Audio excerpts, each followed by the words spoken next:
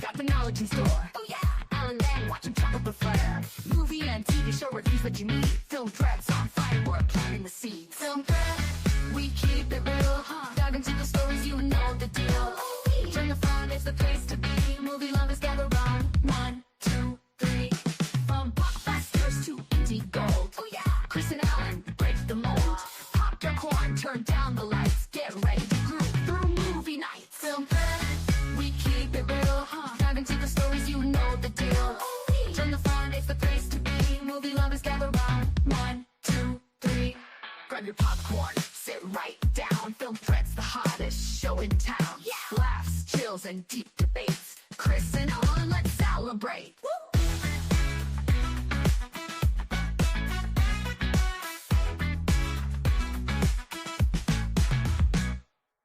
Welcome, everyone. Happy Friday. I am Chris Gore. This is Film Threat.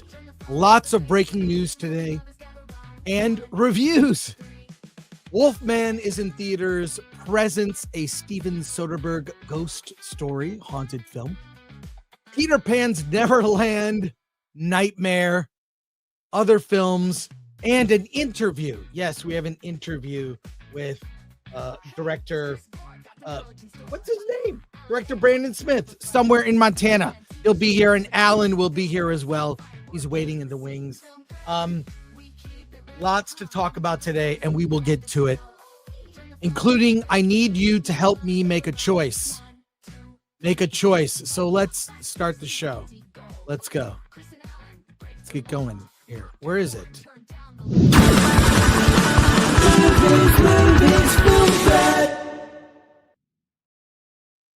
Oh, God, man. Hello, Chris. I would like to thank Film Threat for reviewing all my films and, most importantly, reviewing indie films. Now let's get the show on the road. Where is he? Alan. Hey, man. Yes, hey. Good to see you. Tired. These triple features. One thing about Alan, I know, he will never lie. You just when he speaks, it's his like internal monologue just out loud, like this and which is good, which is great. That's why I appreciate Alan. So he's like Superman. He never lies. There you go. I will get caught in hyperbole. I know. I mean, Superman will kill someone, but he'll never lie. Exactly. So before we get started, because this is a packed show, lots of news, lots of reviews, and an interview at the end of the show, and a choice that you will make about this show, a major decision. And Lori will do a poll, and whatever you decide is what we will do, because you are a part of this show. So here we go, real quick. Darth Yeager comes in with Happy Friday, Film Threat folk. Thank you for being a member, Darth Yeager. Yes, and the stalwart nerd far away. I have to say, I've been in some other chats this week, and this one has the best people in it. Yes. Heck yeah. We cultivate a culture of respectful chat, except for last Wednesday. Paul Willard. So send to see about David Lynch. Loved watching him as I grew up in the 80s and 90s. We're going to be talking about that a lot today. Sons and Shadows. I got Chris at 2 cups of coffee with a third one waiting. I would say no. I think you're. No, I am on. I've had a 1 1/4 cup. Okay. This is the second cup. I'll have to go make a third cup, which is when I will also take my bathroom break. And so Lord Thoth, like, share, subscribe, hit that bell for notifications, sign up as a member, join us on X, Discord, Rumble, and Instagram. Buy our merch, shop.filmthreat.com. By the way, I got a text today. My award this shirt, Oscars Can Suck It, is out for delivery. I don't know if you've ever ordered anything from the Film Threat shop, but it's all automated, folks. I'm not sending you a text, but it's really efficient. I know when it's arriving, whatever. So go to shop.filmthreat.com. our Award This merch is only available for a couple more weeks. So perfect for award season. Yeah. And we appreciate all of that. So yeah, there you go. I tend to get my merch like sometimes in less than a week. Yeah, it's great. It's great. So, all right, let's talk about it. Hollywood is still burning. Folks, I don't know how much you've been paying attention, but these fires are not gone. Okay. They continue here. And I don't know, Alan, look, I spent the week cleaning my patio. If you've seen pictures on my personal Instagram, I have a patio, not a patio. It's all Batman stuff, themed stuff in my patio area, covered in ash. I had to clean just everything. I was cleaning out the brush. I was in my underwear. This is weird. I was in my underwear cleaning the leaves. Yeah, I know. Okay, boring. But I don't know. So I feel extremely lucky because I keep finding other friends who've lost everything. And it's horrific to see. So I got off easy. Alan, how has this affected you in Orange County? Almost not at all. Yeah. I smelled smoke the other day and then found out my daughter was burning candles. Your daughter was burning candles? Yeah. I don't know. Here we go. But here's the Palisades fire. We're at 31% contained. That looks pretty fast. It'll be gone. And in the midst of this, our leadership, you should follow Justine Bateman on X. She has been on top of all of it. All she is doing as a citizen is asking questions. And in the midst of this, photos have surfaced of Mayor of LA, Karen Bass, at a cocktail party in Ghana. Mm-hmm. Gavin Newsom has been asleep at the wheel. And in the middle of all of this, they decide to release a song. Look at this. All the homes are gone. Because of climate change. When the fires are out, I'll build a brand new LA. Here's 700 bucks. Land grab is underway. California's burning. And the fire department's gay. Looters in the streets. Illegals on the way. Well, I went to fight the fire. But there's no water today. LA is burning down. But smellfish are okay. California's burning. But my mansion's okay. I'm a little offended, but at least the song actually acknowledges what is happening. I'll tell you, the internet wins all the time. The internet always wins. But follow Justine Bateman. She is on top of it. There is now a serious effort to recall Gavin Newsom and Karen Bass.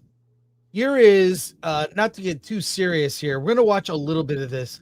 This is the first LA City Council meeting after the Palisades fire.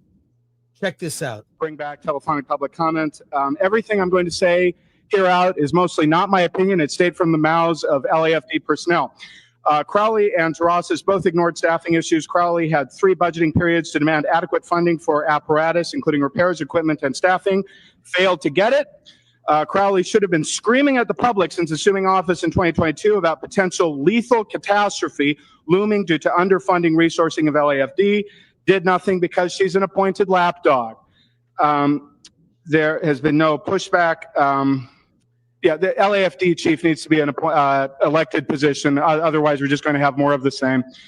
Last fiscal year, By the way, I'm such a nerd. I actually watch these things. I pay attention. I saw the debate between Karen Bass and Rick Caruso for when they were running for mayor, and it was a very clear choice. I'm going to go with the competent guy rather than the rhetoric, BS. It's like, it's how this is strange. How I feel, I'm a common sense guy. If you have watched me for years, I'm common sense.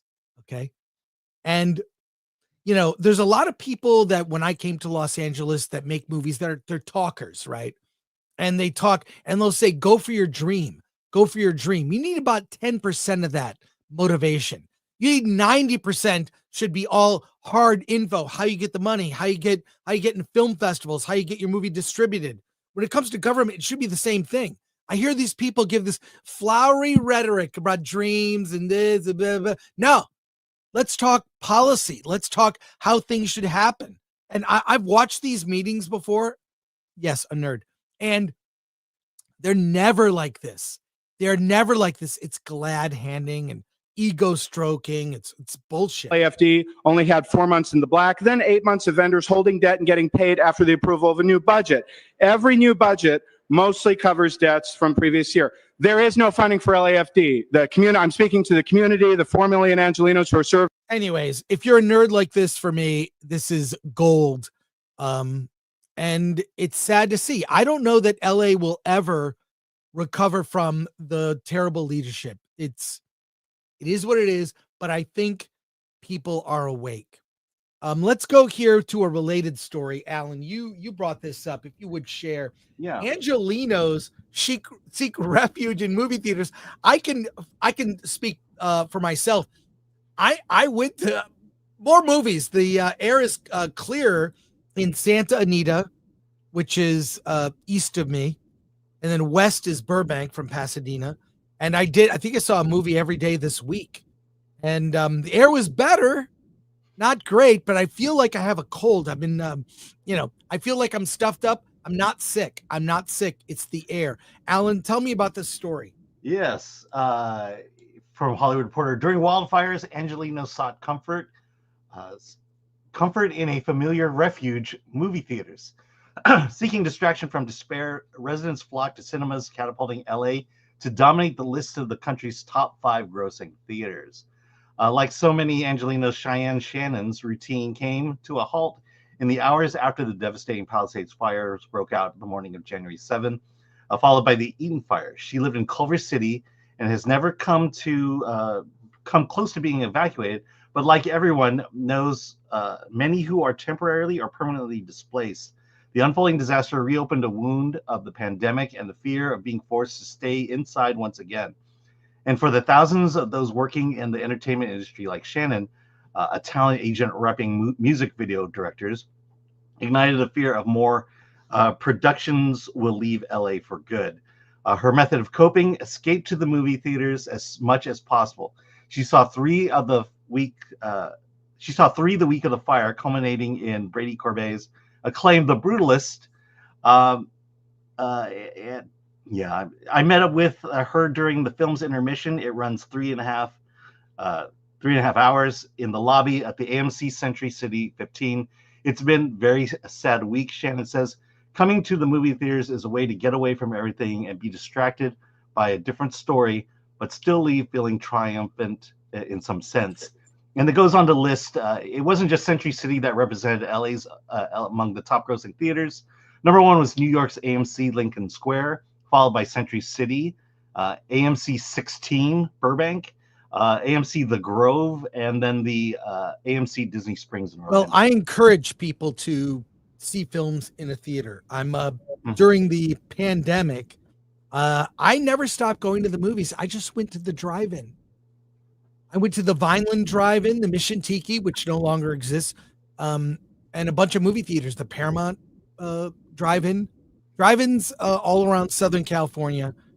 I went to the drive-in, and there were pop-up drive-ins even. I went to those, like for the Frida Cinema. They put it on a rooftop of a parking structure. They had a makeshift drive-in. Yeah. And in fact, we held award this there in 2021. I did get a text from our friend Jim Agnew, who says the film industry in California is dead. And he just talks about how, like, after the fires, people are fed up. You can't live here. You can't work here. Mm-hmm. Let's go to comments here. From Slim Jim 491, member for 13 months. Hail from Pasadena. It's a mess over here. Well, hail. I will be at the Freddy's 35er maybe tomorrow night for the Detroit Lions game, but definitely Monday. I'm going to go Monday to the 35er to watch the inauguration and then the national championship game. So Slim Jim 491, if you're there, come by and say hi. All right. Matthew Hammond for 5. R.I.P. Bob Uecker, a Major League Baseball player for the Milwaukee Braves broadcaster and actor. Milwaukee Brewers. Brewers. And actor in 6 seasons of Mr. Belvedere, Major League, and Miller Lite ads. Cool. Yes. I mean, well, not cool, but thanks for the super chat. Yeah. CD Stein 69. Chris, you having common sense honestly comes from your Midwest background, and Alan comes from a cultural strong family values. True. The typical California liberal sees only the flowery talk as legit. Yeah, I noticed that when I first moved to LA, that my bullshit detector went off. I was like, why are people so full of shit here? And literally, when I followed through on a promise that I kept, it was like I did a magic trick. Like I said, hey, I'll send you a t-shirt, or, oh, I'll send you that thing, or yeah, like it was like, wow, you actually followed through on the thing you promised. It was weird, but yes, that's true. Midwest, I also think I have a great family. But Alan, I can attest to that, your assessment of Alan. Okay, Rachel Brinkley, the Los Angeles plight is a gain for Vancouver as we do a lot of filming up here. Yes, congratulations. Yeah. Well deserved. Yeah. And Yorozuya, member for 16 months, RIP to the greatest visionary of our lifetime. The world feels different now, exactly how he would have wanted it to. Yeah, we're going to save all those comments until later in the show when relevant. So there you go. All right. Pivoting yet again. Fast-paced show today, folks. Fast-paced show.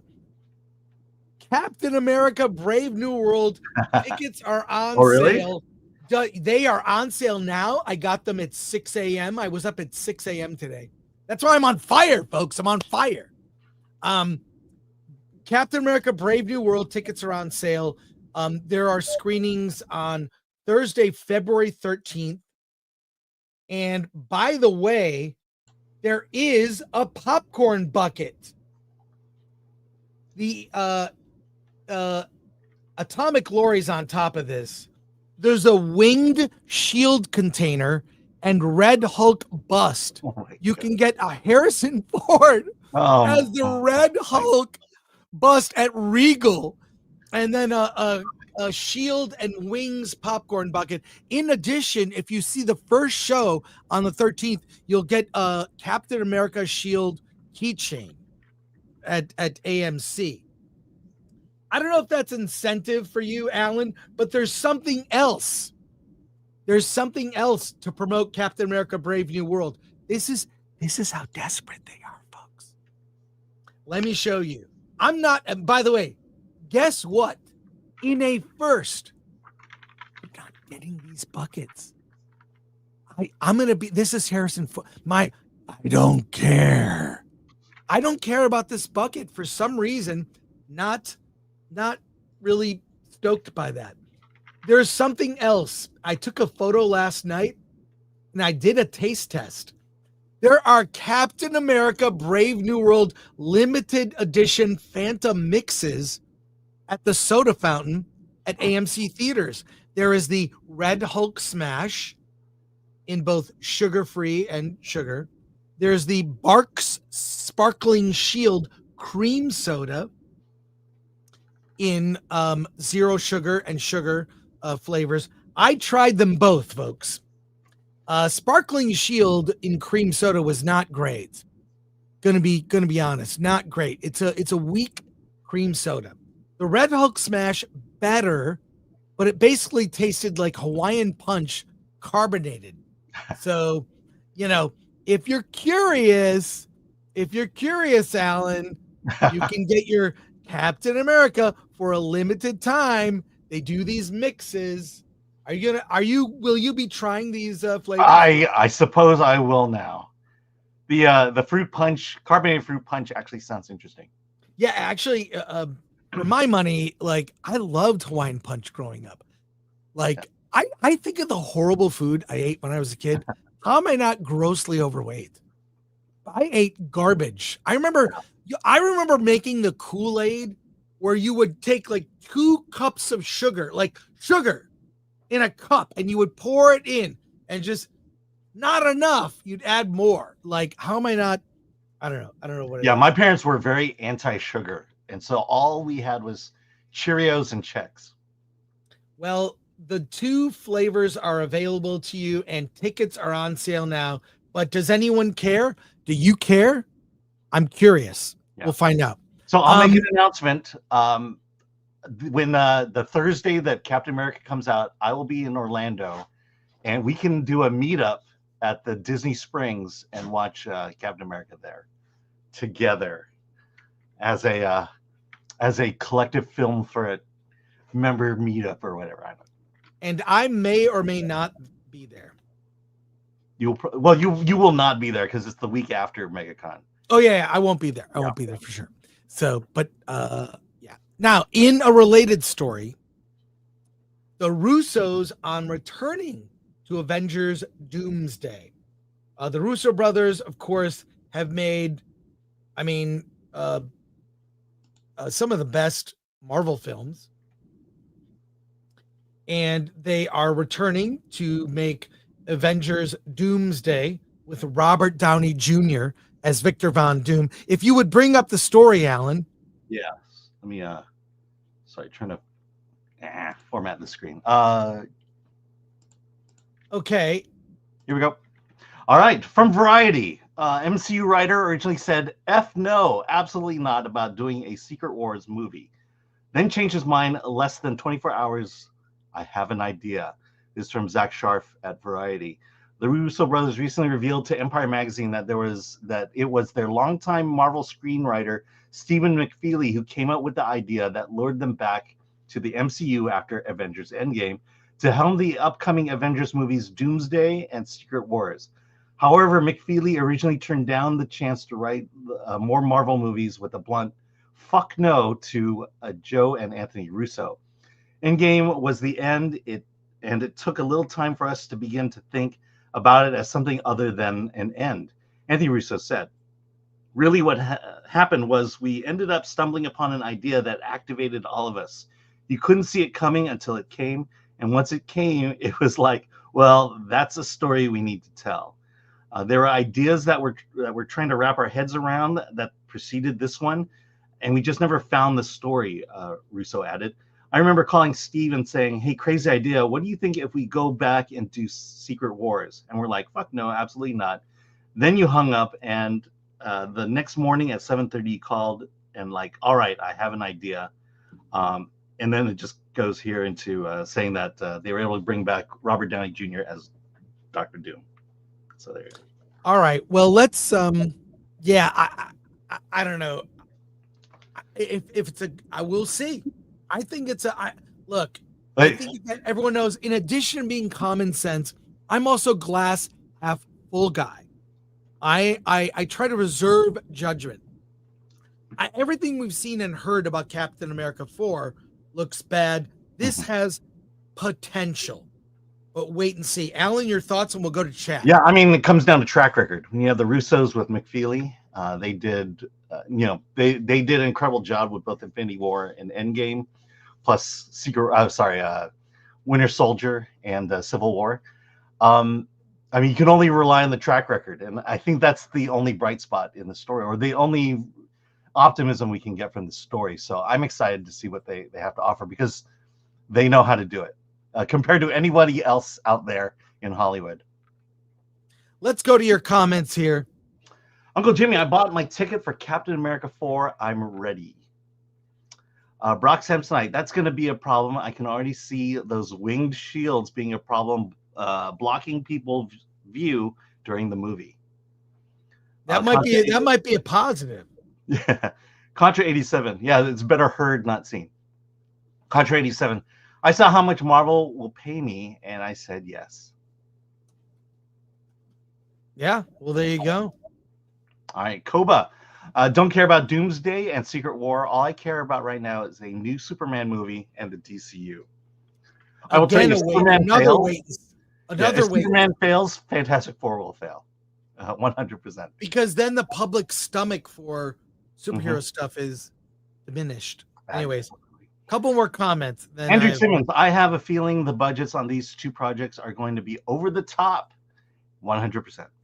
JPTRX, I like Robert Downey Jr., but wish they would choose two newer actors.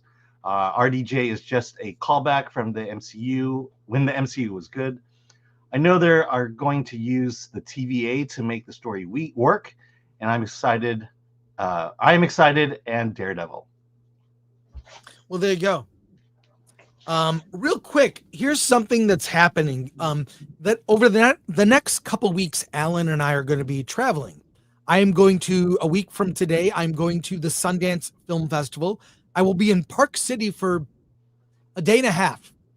I'm being flown in to do a series of interviews with filmmakers. I'll just say this. Here's the theme. It's called it's about having a difficult conversation. I'm interviewing Palestinian and Jewish filmmakers. I am merely a hired gun, and I'll be there for one day. I'm flying out Friday morning. I'm coming back Saturday night. So Friday night in Park City, Utah, I'll be on Main Street going to parties. If you are going to Sundance, look me up. I'll see some films. I'll tell you. I'll report back. I'll tell you how it goes. I'll post some things on for members only from Park City, Utah. This begs a question. Alan and I could do today's Friday show on Thursday late evening. We'll do a shorter show. We'll review movies, and then we won't do a show Friday morning like we normally do. So late night, Film Threat After Dark on Thursday. Or does Alan get a guest and probably race swap me with Dante? Yeah, pretty much. So do you want a guest co-host with Alan on Friday? This is a poll. Guest co-host Friday, Thursday, Film Threat After Dark. We will honor whatever you decide. So whatever the majority, because we live in a democracy. A constitutional republic. Yeah, exactly. Oh, we're doing, by the way, also, we're doing a special show on an inauguration special on Versus on Monday. Oh, you have no idea what's coming. You have no idea what's coming, folks. So do we want, Lori, if you would put up the poll and we'll talk about it. Thank you so much. We will abide Thursday late night show reviewing all the films, or guest co-host on Friday. In addition, we're going to have the same problem the following week when Alan goes to Florida. But we'll not on Friday. Not on Friday, but the other shows. Right. Yeah, so, and personally, I could go both ways. What does that mean? I don't care what the outcome is. You don't care what the outcome. Yeah, but when we do late night, probably like 9 p.m. Yeah. Because what's the movie coming out next week that I'm supposed to see? Flight Risk. Okay. I already got my tickets for the 6 p.m. show. I think I can get an early show for that one. Yeah, so we could, I mean, it's really what the audience wants. What do you guys want? Do you want Alan to have a guest co-host? Do you want us to be Thursday night late? Your call. And we'll go with whatever you decide. Okay, the poll is up, yes? We've got 1,200 people watching. The poll is up. Now for some somber news. David Lynch, the visionary director of Dune, Twin Peaks, and Blue Velvet, dies at 78. David Lynch is one of the most influential filmmakers of our time. He, for my money, helped me see what movies could be. I fell in love with movies at a young age. I loved everything from the classics, Gone with the Wind, Wizard of Oz, West Side Story, so many others, discovered science fiction, always loved sci-fi. But David Lynch, all of his films are weird. They show you what's possible when you don't do what's expected, whether it's narratively speaking, visually speaking. He's a master, a genius. He's inspired so many people. I had the opportunity to interview him a couple times. One time I went to his house.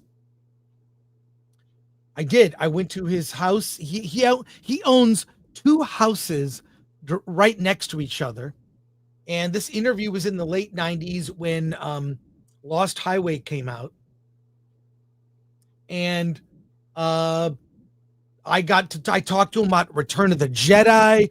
I talked to him about his entire career. He brought me up in his art studio, and he had on a table, he had shellacked roadkill to a canvas. And what David Lynch does, and why so many people are praising him, is because he does something no other people could do. And here's what I'll say for my money, how he has been such an influence. And this book, which I highly recommend, it's called Catching the Big Fish. It's about where ideas come from. And David Lynch, I think, has captured, I love to dream. If you've ever woke up and had a weird dream, you kind of write it down, you forget it later. David Lynch captures on film the closest approximation to what a dream state is. And this book, Catching the Big Fish, is about ideas. I've also got this book about the making of Dune, which is phenomenal. Whatever you think of the 1984 Dune, I did not like it at the time. I've come to appreciate it, seeing the longer versions of it. It's called the David Lynch Files. It's about the making of Dune, which they shot in Mexico. I love David Lynch as a filmmaker. I can't praise him enough. I am wearing this right now because of Pat's Blue Ribbon. I had to say that. But do you have anything to say about David Lynch? Yeah. I watched Blue Velvet last night. I haven't seen that one in a long time. It just reminds me, there's just few filmmakers that you apply the adjective Lynchian, because he had a definite style of film. You watch a David Lynch film and you're watching a David Lynch film, and you just don't see people like that anymore. Recently talked to Jonathan Sanger about the movie Cabrini, and Jonathan Sanger is actually David Lynch's producing partner from back in the day, from the very beginning. And I remember I asked him about Mel Brooks, what it was like working with Mel Brooks, because the two of them, David Lynch and Jonathan Sanger, Mel Brooks produced The Elephant Man, and they talk about how the Mel Brooks, he financed Elephant Man, and they would show him footage, and he told me that Mel Brooks gave him the best opportunity in Hollywood, and it was, he looked at the footage and said, "Here, I'm going to give you notes, and it's up to you whether you want to do the notes, but I trust you guys to make the movie you want to make." And David Lynch, for the longest time, has always credited Mel Brooks for his film career, because he gave him the freedom to make the movies he wanted to make. And that's something I don't think you can do in Hollywood anymore.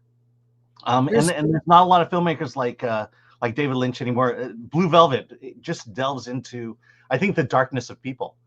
And that's kind of groundbreaking when you. It's always like, there's a shot in Blue Velvet that totally illustrates that. You see this idyllic suburban life. You see someone mowing the lawn. You see the fresh cut grass. You can practically smell it. You see the sprinkler going off. You see this idyllic suburban, and a guy falls over having a heart attack, right? Yeah. Then you see the camera descends into the grass, where you see the crunching like insects. It's like, and the sound is like, it's like, why is it focusing on that? Here's David Lynch at the Big Boy. Bob's Big Boy in Burbank was where David Lynch would go as a young man and drink milkshakes and hamburgers. He was as much about Americana He loved America. It was much about Americana, but not looking at it and seeing the cracks beneath the surface, seeing the surreal nature of life. You know, this beautiful home, but underneath the surface is, you know, a disembodied ear with ants crawling in it. You know what I mean? Like, it's even Denis Villeneuve like did a reference to that in his Dune movie with Baron Harkonnen. I found my feed is all David Lynch now. It is all David Lynch, and it is God. And plus, he put himself in. I'm just going to play clips because I love David Lynch. Hello. I was wondering if I might trouble you with strong black coffee, and in the process engage you with an anecdote of no small amusement. The name is Gordon Cole, and I couldn't help but notice you from the booth. And, well, seeing your beauty now, I feel as though my stomach is filled with a team of bumblebees. He loved sexy women too. He loved attractive women. I mean, this is a weird comment, but Laura I just Palmer, watching David Lynch movies right now makes me realize how bad Asteroid City was. And speaking of Laura Palmer,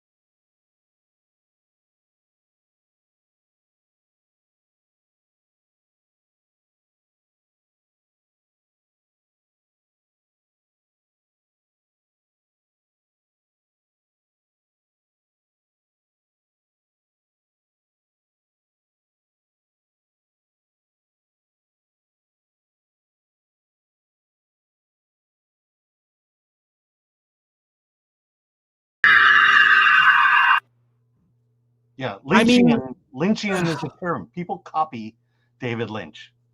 I mean, the fact that he never won an Oscar is just sad. Here's something. This is an exchange. Why he tells stories the way he does. How do you respond to the idea that, you know, it doesn't make sense, or, you know, people don't understand? Like, what do you think about that? And what would you say to other people who maybe like making things that other people don't think make sense? I think I love ideas. I like a story that's got some concrete, you know, structure, but also holds abstractions. Life is filled with abstractions, and the way we make heads or tails of it is through intuition. And so people get used to a film that pretty much explains itself 100%, and they kind of turn off that, you know, beautiful thing of intuition when they're looking at a film that has some abstractions. And some people, on the other hand, love these abstractions, and it gives them room to dream. An abstraction, to me, is a thing that cinema can say. And it's so beautiful, for me anyway, to think about these pictures and sounds flowing along together in time in a sequence, making a thing that can only really be said in cinema. It's not words, it's not just music, it's a whole bunch of things coming together and making a thing that didn't exist before. And that's what I really love about it. Thank you. And then to answer your question a little further, it's up to the people then, you know, to, you know, find their own, you know, interpretation. It doesn't really matter what I think. Every screening, no matter what, even all the frames of the film are exactly the same, but there's no two screenings that are exactly the same. It's the viewer and the picture and sound, and it makes a circle, and it just goes like that. And so you just feel it and think it. That's kind of intuition, emotion, and thinking together, and come up, make it have a sense to you. David Lynch's existence very existence and presence is why AI is never going to take off. You can't do AI. You can't tell AI to make a David Lynch thing. I by the way, if you want to really get inspired, just watch David Lynch interviews. He is amazing. Well, that clip right there. Look, here it is. Look at this. His appearance in the Fabelmans, playing John Ford. It's last line. Thank you. My pleasure. Look at that. That was just amazing. And I could sit here for another hour and show you stuff. By the way, I know you can. I know. Here, this is funny. Did you know that Martin Short played David Lynch? Watch this.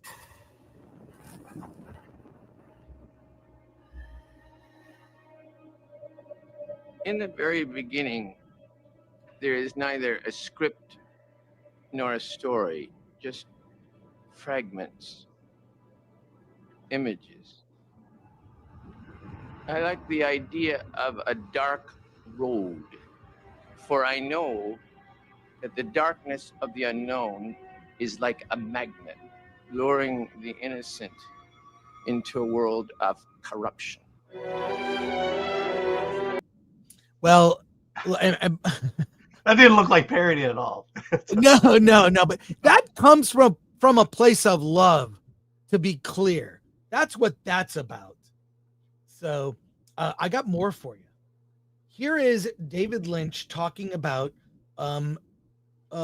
Return of the Jedi. He was offered it by George Lucas. Now, I talk about it on filmthreat.com. Look up David Lynch. I did an interview with him. He spent almost 2 hours with David Lynch in his art studio.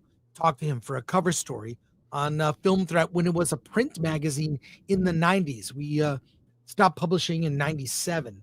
But here he is talking about Return of the Jedi. I'll show a quick clip here. Did you turn down George Lucas for directing Star Wars Return of the Jedi? I was asked by George to come up to see him and talk to him about directing, which would be the third Star Wars.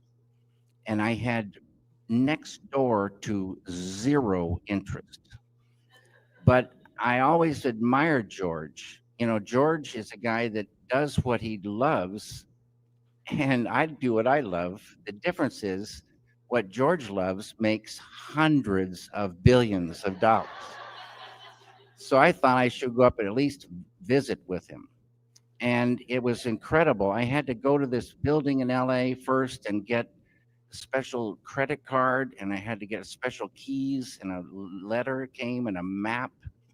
And then I went into the airport and I flew up, and then they had a rental car all ready for me, and this keys, and everything was set, and I was to drive to this place. And I came into an office, and there was George. And he talked with me for a little bit, and then he said, I want to show you something. Now, right about in this time, I started getting a little bit of a headache. You know what I'm talking about. Okay. So he took me upstairs, and he showed me these things called Wookiees. And now this headache is getting stronger. And he showed me many animals and different things. Then he took me for a ride in his Ferrari for a lunch. And George is kind of short, so his seat was way back, and he was almost laying down in the car. We were flying through this little town up in Northern California. We went to a restaurant. Not that I don't like salad, but that's all they had was salad. Then I got a really almost like a migraine headache, and I could hardly wait to get to home. And even before I got home, I kind of crawled into a phone booth and phoned my agent. I said, "There's no way. No way I can do this." He said, David, calm down. You don't have to do this." And so George, bless his heart, I told him on the phone the next day that he should direct it. It's his film. He invented everything about it, but he doesn't really love directing. And so someone else did direct that film. But I called my lawyer and told him that I wasn't going to do it. And he said, you just lost, I don't know how many millions of dollars, but it's okay. That is an example of a filmmaker rejecting corporate filmmaking. That's an example of that. Yeah. It's you wish more would do that. By the way, I wrote a book years ago called The 50 Greatest Movies Never Made. And in that book, there's a chapter about an unmade David Lynch movie. There were a couple. There were Ronnie Rocket. He was going to make, starring the little person from Twin Peaks. In addition, there's another movie that was going to star Steve Martin called One Saliva Bubble. And in my book, The 50 Greatest Movies Never Made, which you can find used, it's also on digital. It was put out by St. Martin's Press, one of the first digital movies or digital books that they released. And here is an interview, rare, with Steve Martin talking about this unmade David Lynch movie. There is another film which you were supposed to appear in together. What is the great lost David Lynch film? One Saliva Bubble. Tell us about that. Oh, well, that I don't know why you even, it was a David Lynch wrote this with a partner. I can't remember his name. Wrote a masterful script called One Saliva Bubble. This was like in the early 80s, 89, was it really? And wait, were you offered it? Yes, we were going to do it together. Oh, really? I didn't remember that. Well, I don't know. But anyway, it was a great script. Never got made. Yeah. And I dig it out every once in a while. I do remember from the luncheons. We had 2 different luncheons. You were there, and I remember he was going out with Isabella Rossellini. Ooh, yeah. And I remember just sitting there saying, even the way she moves her hands are beautiful. Mm-hmm. I remember that. So, I mean, so much you can say about David Lynch. I mean, he is one of my all-time favorite filmmakers. I have like a sort of unintentional shrine to David Lynch on my bookshelf. I have the books. I've got stuff from Dune. It's every movie of his is like an event. And who is like him today? There's no, like you said, with Wes Anderson, Yeah. It's like much not less David Lynch. I love this. This is someone from X put together. It's all the screenshots of directed by David Lynch. And you can tell the movie by the background. You can see Twin Peaks in there. And a quick recommend, episode 8 of season 1 of Twin Peaks. Watch that episode. That's when the things get weird. And also episode 8 of that season, the new Twin Peaks. Also, that is also a banger as well. And I'll end with this. I mean, because I could sit here all day. And show you stuff. End with a couple things here. This is a tribute from Kyle MacLachlan from Instagram. 42 years ago, for reasons beyond my comprehension, David Lynch plucked me out of obscurity to star in his first and last big budget movie. He clearly saw something in me that even I didn't recognize. I owe my entire career and life really to his vision. What I saw in him was an enigmatic and intuitive man with a creative ocean bursting forth inside of him. He was in touch with something the rest of us wish we could get to. Our friendship blossomed on Blue Velvet and then Twin Peaks, and I always found him to be the most authentically alive person I'd ever met. David was in tune with the universe and his imagination on a level that seemed to be the best version of human.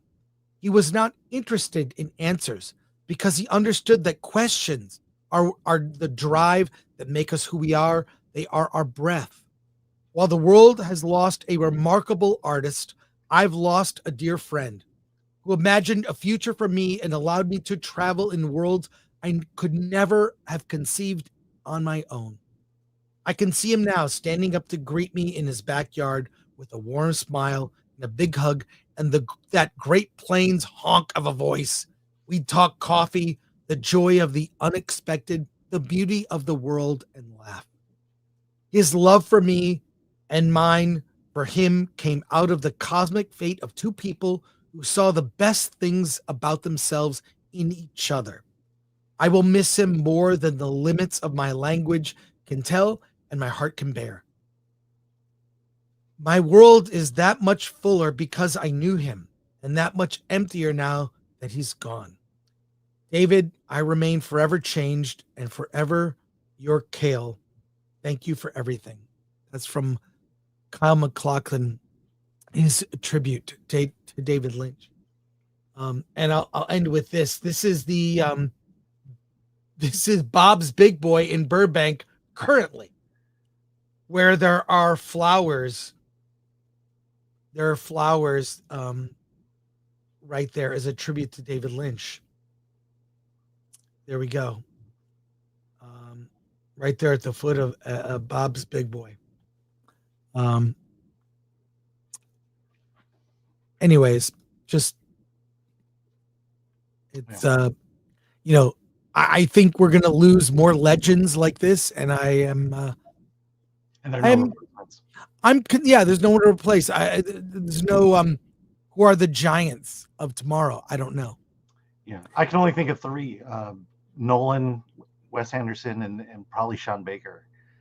People who can make their movie.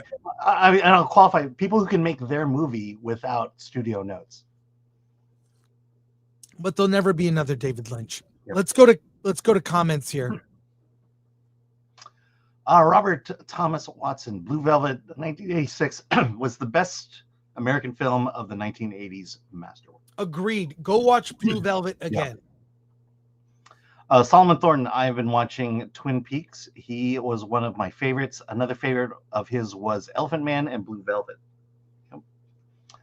Rudy for 2. David Lynch was a surreal master. Rest in peace. Nerd Far Away. I freaking love the score for Lynch's Dune. Yeah, it's amazing. From Toto.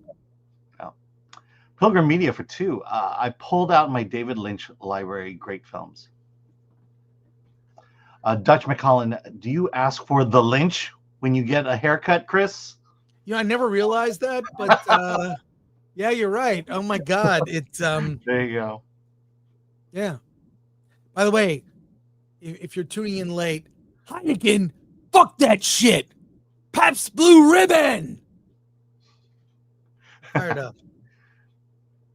Andy makes Star Wars. Imagine David Lynch making Ewoks. Well, one thing, when I spoke to him, one of the specific reasons he said he turned down Jedi was there were two, initially on Endor, there were two warring tribes. There were the Yuzums, which were very tall. They were like a puffball with long legs. They're very tall, the Yuzums. This is real. Look this up. Yeah. And there were the Ewoks, which were very short.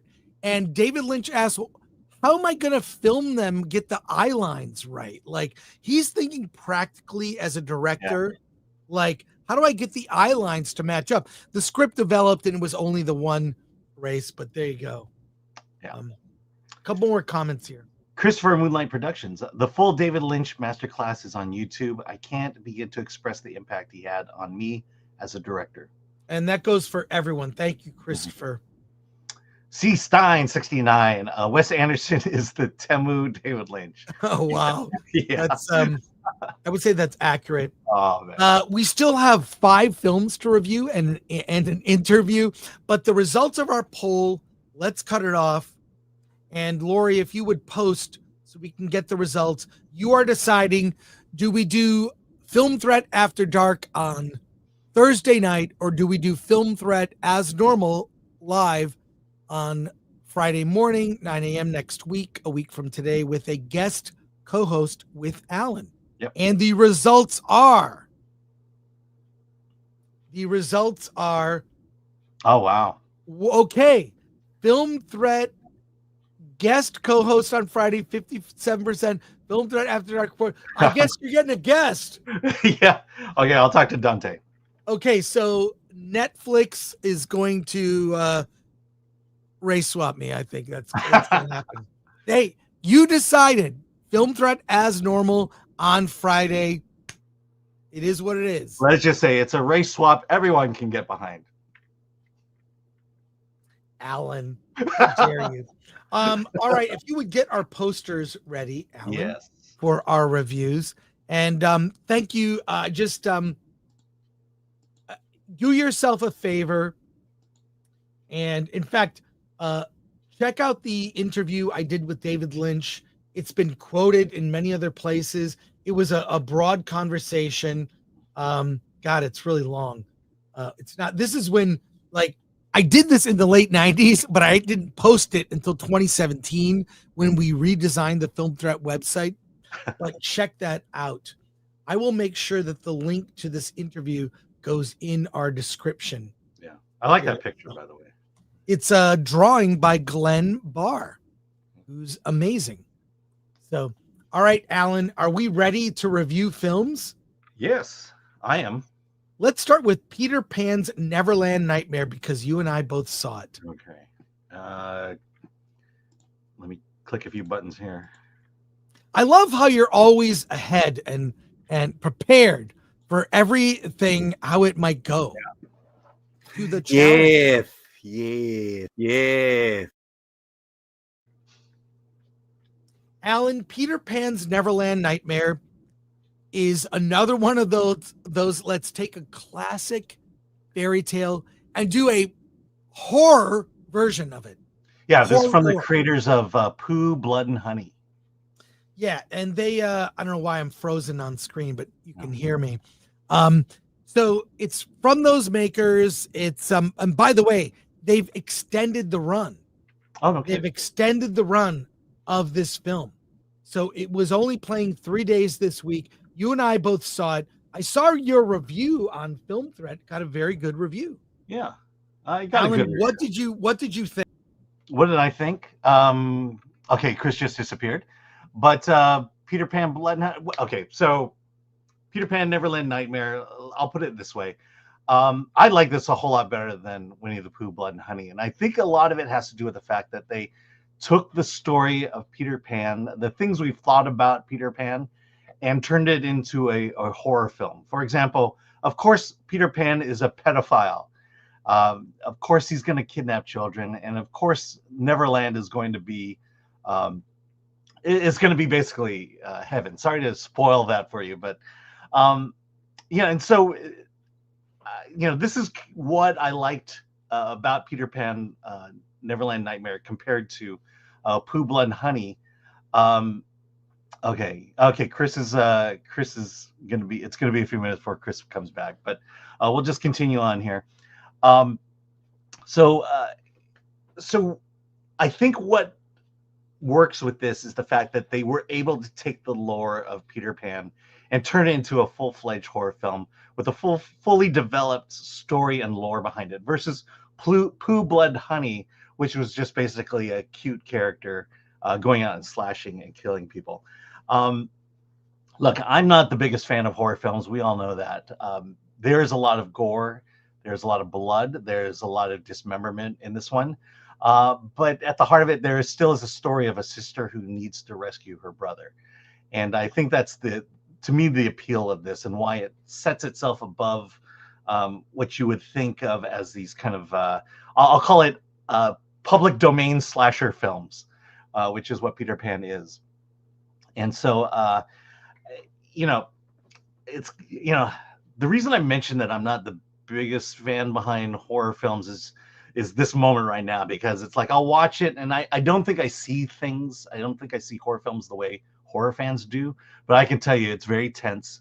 I appreciate the story. I will say the only thing negative about it is it mirrors Black Phone just a little too much.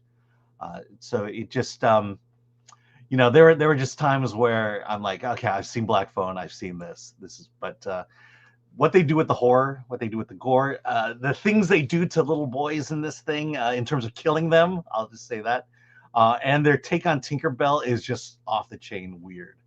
And so I would definitely recommend Peter Pan Neverland. from my viewpoint. So with that, sorry, I'm just stalling for time until Chris gets back. Let's see. Yeah. So I don't know how much you heard, but okay. Well, here's the deal. I know you like this movie. I was shocked. I liked Pooh, Blood and Honey.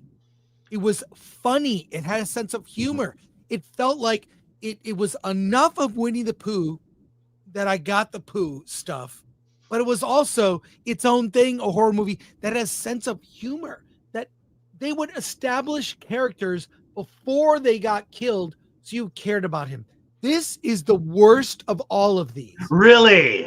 I sat with an audience that basically was completely checked out, did not care. I also didn't. I thought it was there's usually a morality, right? And also the fact that it dealt with like at least a base of morality. You're going to kill people, lots of people who deserve it. But there were people that you didn't establish them enough to get that you cared about them. So when they died, you cared. This is awful.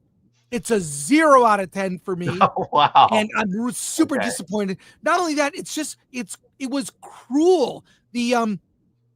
There's children being killed. It had Black Phone vibes. The Black Phone, which I really liked that movie.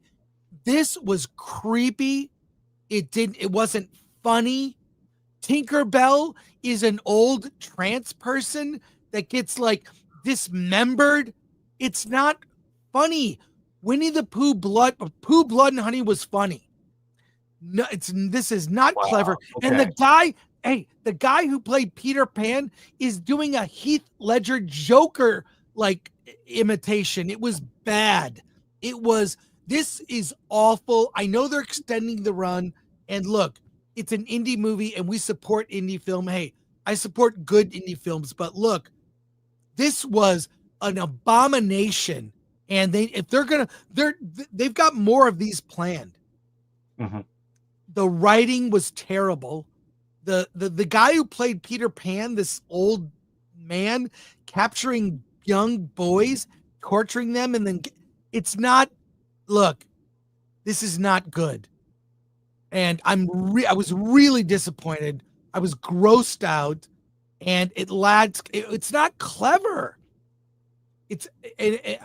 So yeah, normally I like this kind of thing. Did not like it at all. So yeah, wow, for me. That's surprising. I didn't think, because you and I are complete opposites when it comes to Pooh, Blood and Honey in this one. Then I would not. Pooh, Blood and Honey was just a cute character murdering people. This one, again, I liked it because it took the lore of Peter Pan, it took it to its horrible extremes. I like the fact that there was a story behind it. I like the fact that that in terms of a parody of Peter Pan, I think it hit it head on. So yeah, I'm very surprised by your take on this. Well, I give it a 0 out of 10. What about you, Alan? I believe I gave it a 6, a 5 or a 6. Yeah, that's why I don't review horror films, because I come at it from a very different standpoint. And when we get to Wolfman, I'm. We're gonna get to Wolfman. We'll get to Wolfman. Yeah. Let's go to your comments here. All right, Rudy for 5. I saw Peter Pan in Burbank. There was a Q&A with the cast and crew. It was great. It reminded me of Black Phone, and probably the best movie in the Pooniverse. There you go. Hey, you know what? Diversity of opinion. Rudy, I respect your opinion, Rudy. Yeah. So, and I wish I'd been at that Q&A. Yeah. I want to coin the phrase public domain slasher films. That's good. All right. Thank you for that. Red French Moon, Mayor for 12 months. I want to thank you both, and long live Film Threat. Oh, thank you. Yeah. Geek Truth 64. I didn't expect a Chris roast session for this, but I'm here for it. No interest in this movie. And Agent 57,000 DM. Did Chris and Alan switch bodies in honor of David Lynch? That would be interesting if we did do that. So, all right. Let's do this film here, Alan. Okay. I haven't seen it. Just Yeah. we gotta. So I actually Hey, saw. we gotta keep up today. We gotta. No, This is a big I'm day. done. It's a big day. It's a Switch the big. We got poster. so much to The do. poster. We Switch the have so poster. The much to poster's do right there. today. We got the poster going. Come I've on. never loved a man more than I love Alan right now. You and 100 other men. Alan, I did not see this movie, Grand Theft Hamlet. Yeah, I don't even know what this is. Yeah, Tell this me is about actually- this film. This is actually in limited release. I saw it at South by Southwest last year. It's a very simple premise here. We're in the middle of COVID. These filmmakers are bored out of their mind. This is a documentary, by the way. Filmmakers are bored out of their mind, and they decided. And the way these three filmmakers communicated with each other is they would hop onto Grand Theft Auto and just kind of make that their little chat room there. And they decide that, hey, wouldn't it be a great idea to do a performance of Hamlet in the world of Grand Theft Auto? So they set up a stage. They start casting people. And of course, if you've ever been online in these VR sessions or whatever, you know, people are nuts. But they were able to find actual actors who wanted to do this. And so they rehearse, and then it culminates in the final performance of Hamlet. And what's funny about this is, the earnestness of the filmmakers to pull this off. Meanwhile, during every rehearsal, someone comes along and murders everybody in the game realm. And the entire film is shot within the world of Grand Theft Auto. And it's just a very fascinating, very funny, very lighthearted film. And, it's just one of those. I think the humor really comes from these filmmakers and actors who are just so earnest, wanting to do something grand, special, something of class and culture, but set in Grand Theft Auto, and seeing them murdered mid-performance by some random stranger. It's in limited release. I believe it's in New York this week, comes to LA next week, and then out nationwide the week after that. Well, I'm really curious about this. I like this idea of making movies in video games. There was Red versus Blue. If you're a Halo fan, you know what that is. So I love this concept, but did they is it funny? Did they get good actors? So the filmmakers are proper British actors and documentarians. Really? Yeah, and so the audition process, how if you've ever, I've recently joined the metaverse, and I'm just surrounded by idiots and morons. It's like I don't like being around virtual reality people. And when they cast the actors, they certainly ran into those people who were just there as a goof, just ruining everyone and murdering people. And then some who are just not good actors, but willing to give it a shot. And then you have a few people who actually can act. So it's just a mix. And it's to me, in the end, it's a very fascinating idea and a fascinating documentary. All right. So I'm curious based on your review. Yeah. I will check it out. Yeah. Let's go to comments here real quick. What? Yeah, no, I'll just say it's a very South by Southwest film. Let's put it that way. Here we go. All right. Geek True 64. Honestly, the description of this by Alan has sold me. Didn't think I would want to see a movie called Grand Theft Hamlet. I know. Love Dog. I'm sold on it. I think it's going to be fun. Okay. I mean, definitely when I read the synopsis, I was like, do I really want to see this? And then just found an opening in my schedule and watched it. Also, by the way, I've played Grand Theft Auto. It's a very fun game. Yeah. And yeah. Yeah. The nerd far away. Okay, the title put me off, but Alan's kind of sold it to me. Yeah. Solomon Thornton being killed by a random sums up Grand Theft Auto Online. True. Yeah. BMO better. You had me at the random murdering. Yeah. We have to move it along. Let's get to a movie you and I have both seen, a horror film, Wolf Man. We're talking Wolf Man from Blumhouse. Alan and I have both seen it. I have seen Wolfman movies since I was a kid. The original with Lon Chaney. I've seen those black and white films. The makeup kind of established that type of character. I think American Werewolf in London changed everything about Wolfman movies, what a Wolfman film could be. That is a brilliant horror film that holds up to today. Films like Wolfen, we've seen many different takes on a Wolfman film. And this one also is a very different take.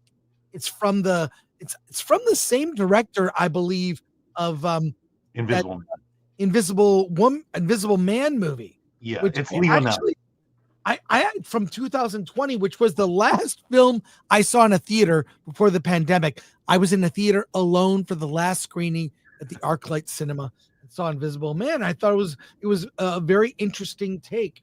Wolfman, so I had some expectations that this will be kind of different and fun. Alan, tell me about Wolfman.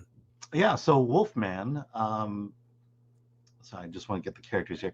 Wolfman is a story about a family, a young man with his wife, Blake, played by Christopher Abbott, his wife Charlotte, played by Julia Garner, and they have a daughter Ginger.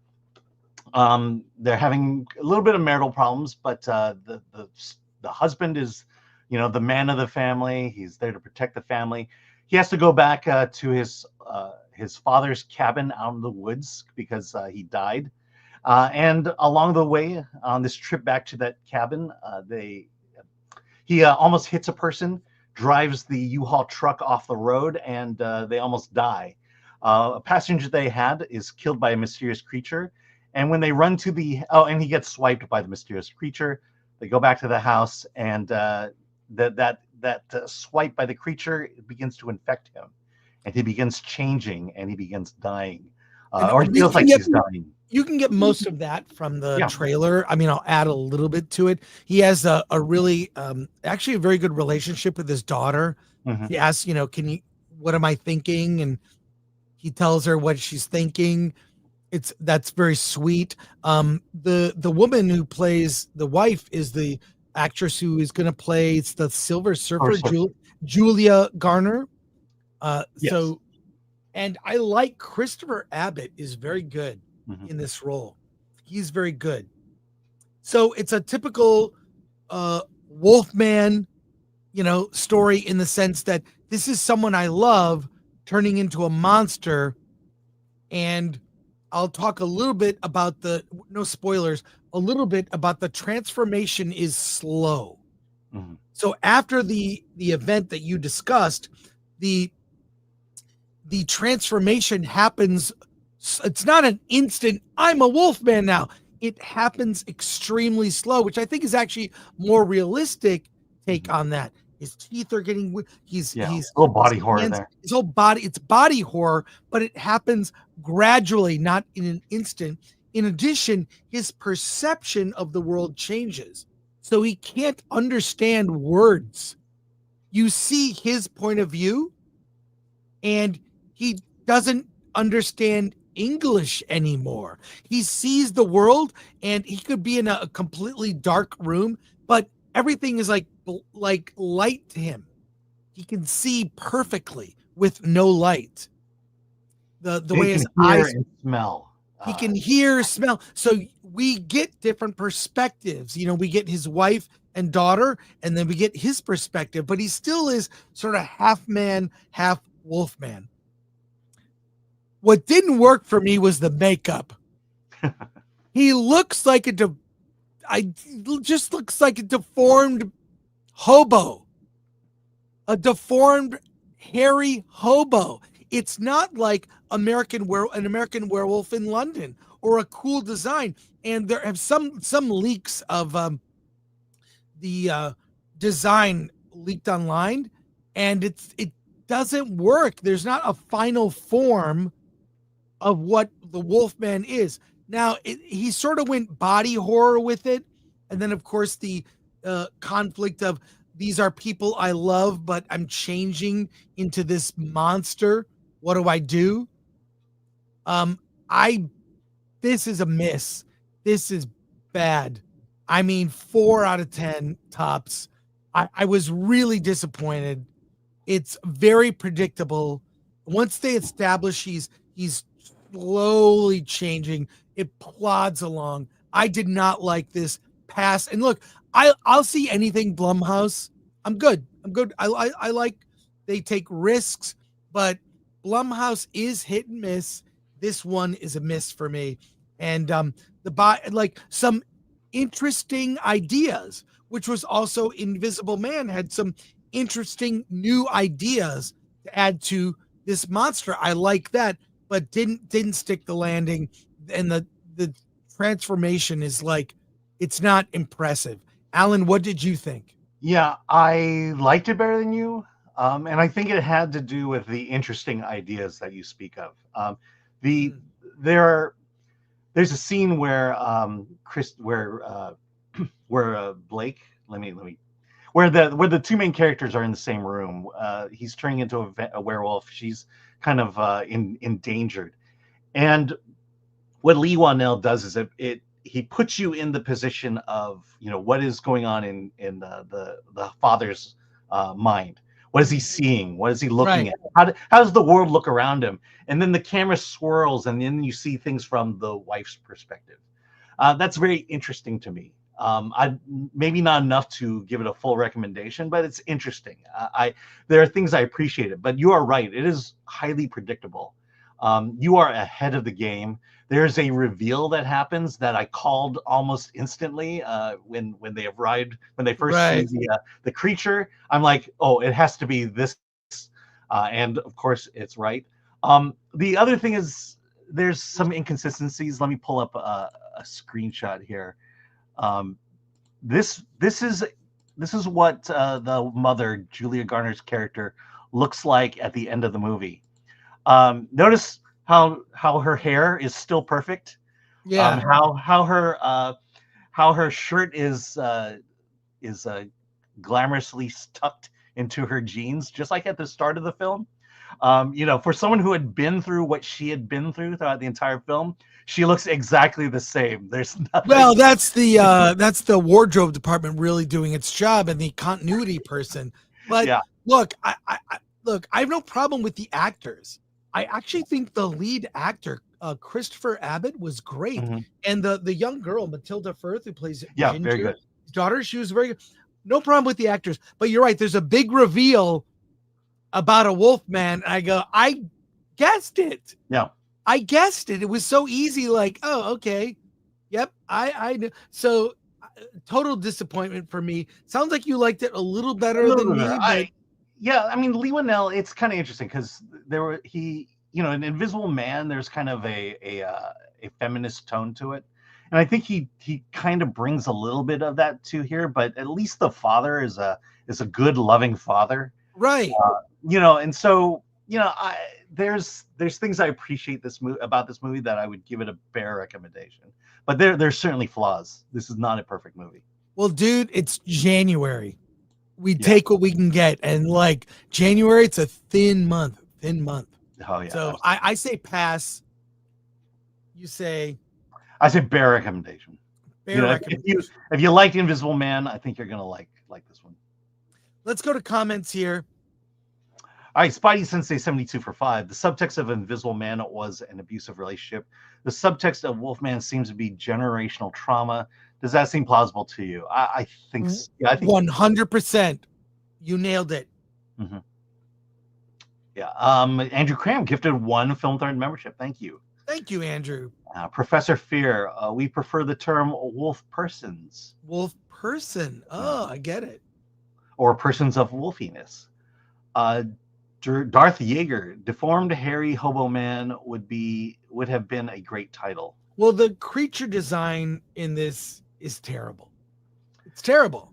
But I think, I think the story, it plays out the way the story plays out, and that's why it looks the way it is. It's not, I don't want to get into spoilers. Bimo Better, sounded like it had a good premise. Yeah. All right, pivoting now to our next review. One of Them Days, which is something Alan and I both saw. Wait, This is a better wolf. You know, it's just this running theme that they have. Well, it's going on. I don't think Zootopia's Pixar. It's not. It's a Disney. But it is.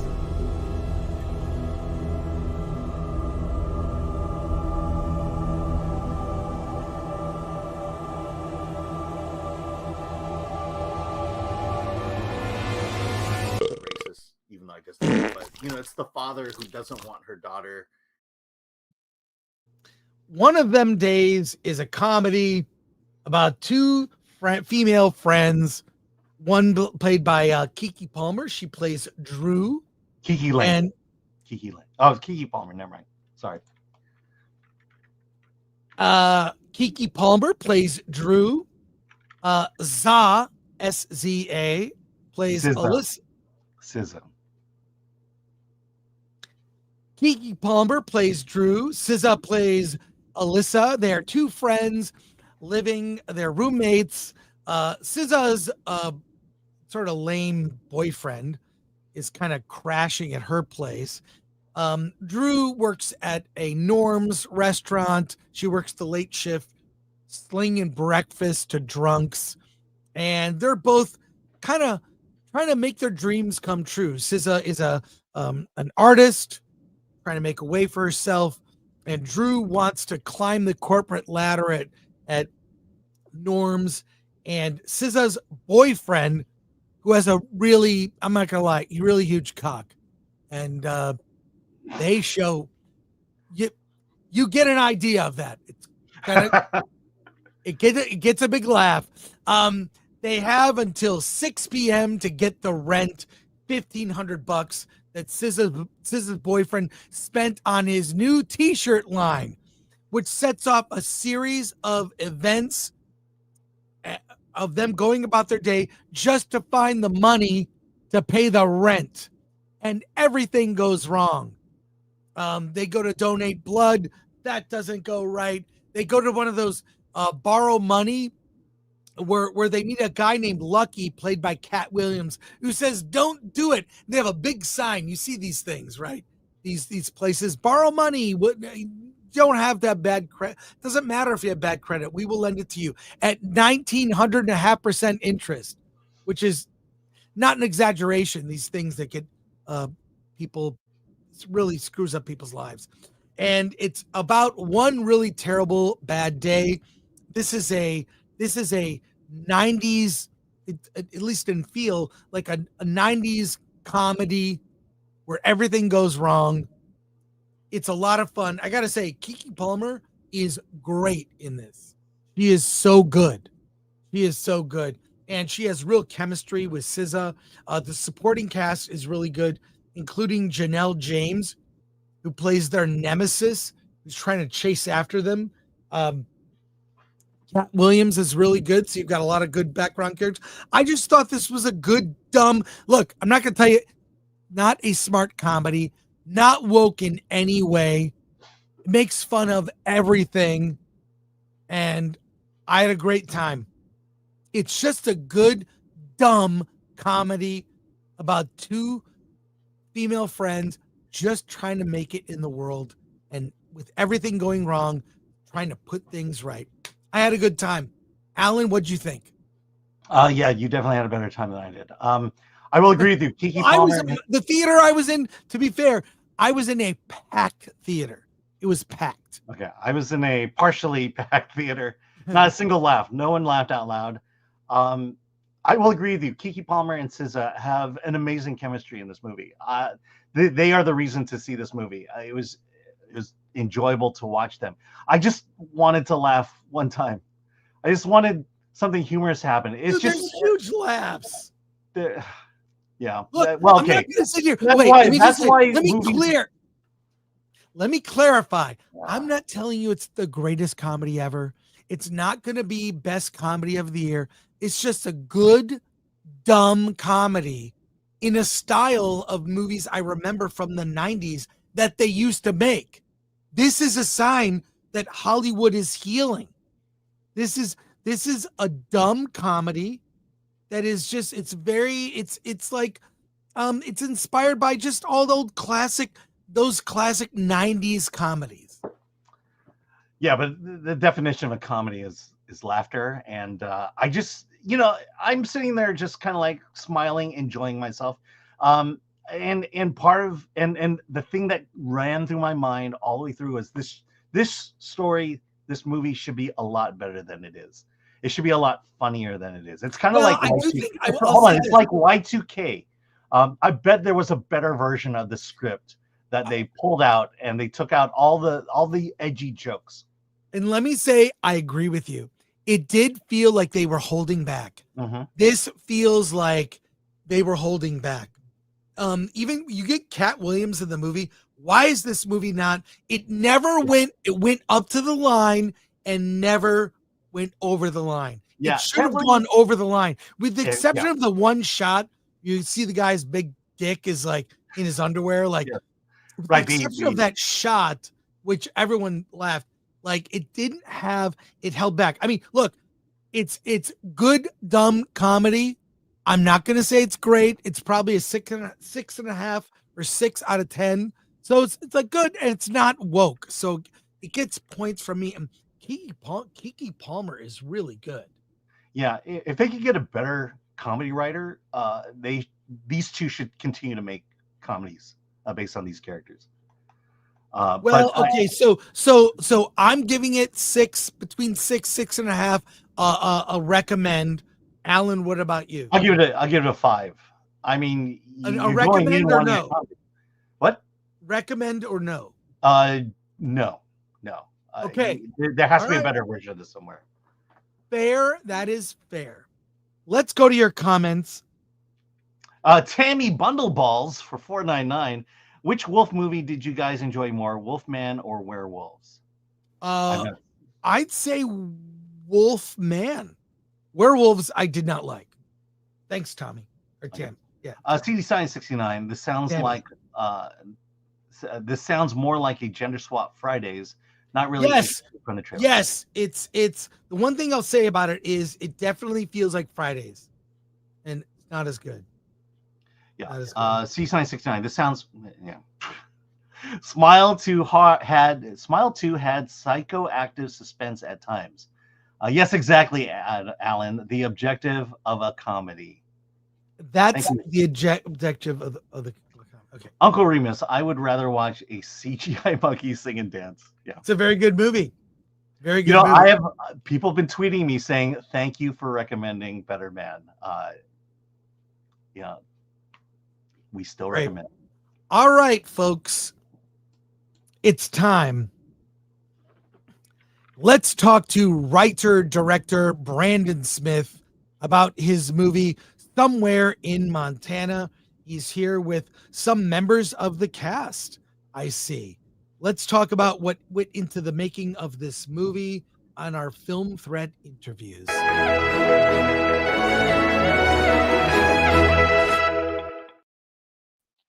Hey, Brandon, thanks for talking to us.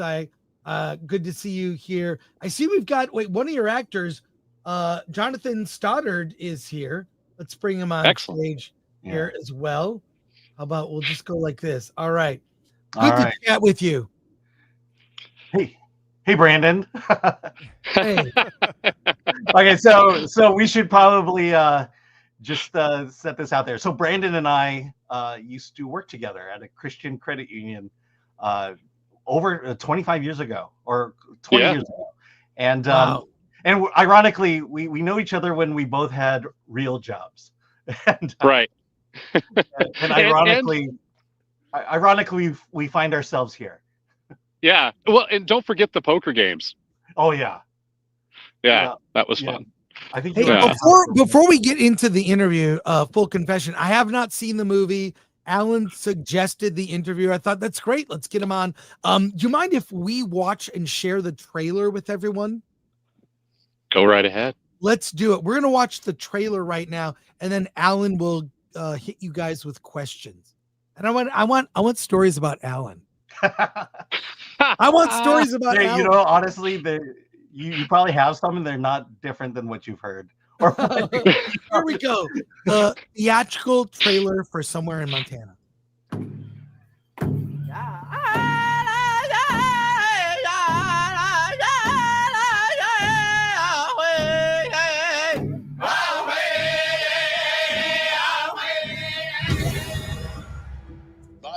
relatives. They're making a movie out to your place.